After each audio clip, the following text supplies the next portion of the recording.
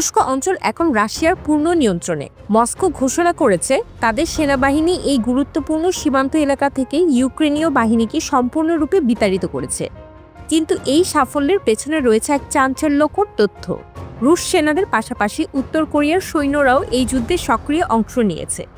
রাশিয়ার প্রতিরক্ষা মন্ত্রণালয়ের শীর্ষ জেনারেল গেরাসিমভ জানিয়েছেন, উত্তর কোরিয়ার সেনারা রুশ বাহিনীর সঙ্গে কাঁধে কাঁধ মিলিয়ে লড়াই করেছে এবং তাদের সাহস ও বীরত্ব কুরস্ক মুক্ত করতে গুরুত্বপূর্ণ ভূমিকা পালন করেছে। রাশিয়া ও উত্তর কোরিয়ার মধ্যে সাম্প্রতিক কৌশলগত চুক্তির আলোকে এই সহযোগিতা বৈধ বলে দাবি করেছে মস্কো। উত্তর কোরিয়ার নেতা কিম জং উন এই অভিযানকে পবিত্র মিশন হিসেবে আখ্যায়িত করেছেন, যা দুই দেশের মধ্যে সামরিক বন্ধনকে আরও শক্তিশালী করবে। দক্ষিণ কোরিয়ার গণমাধ্যমের দাবি, প্রায় 12,000 উত্তর কোরিয়ার সৈন্য কুরস্কে মোতায়েন রয়েছে।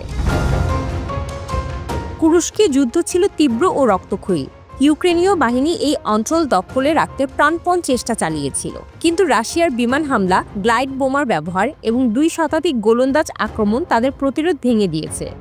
ইউক্রেনের জেনারেল স্টাফ স্বীকার করেছে, কুরস্কে রাশিয়ার হামলার তীব্রতা উল্লেখযোগ্যভাবে বেড়েছে।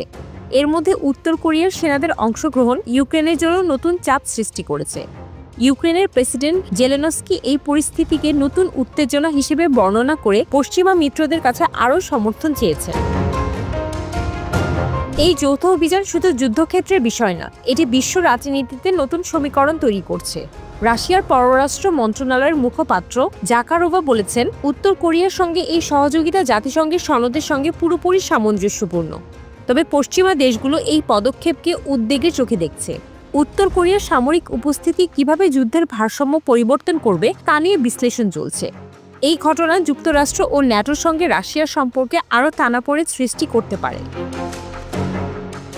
ইউক্রেনের জাতীয় নিরাপত্তা ও প্রতিরক্ষা কাউন্সিলের কর্মকর্তা আন্দ্রি কোভালেঙ্কো দাবি করেছেন, কুরস্কে উত্তর কোরিয়ার সেনারা ক্ষয়ক্ষতির শিকার হয়েছে, তবে তিনি এ বিষয়ে বিস্তারিত কোনো তথ্য দেননি। রাশিয়া এই দাবি নিয়ে এখনও কোনো মন্তব্য করেনি। এদিকে যুদ্ধের তীব্রতা এবং উত্তর কোরিয়ার সেনাদের অভিজ্ঞতা নিয়ে প্রশ্ন উঠছে। কুরস্কের এই ঘটনা রাশিয়া ইউক্রেন যুদ্ধে নতুন অধ্যায় যোগ করেছে।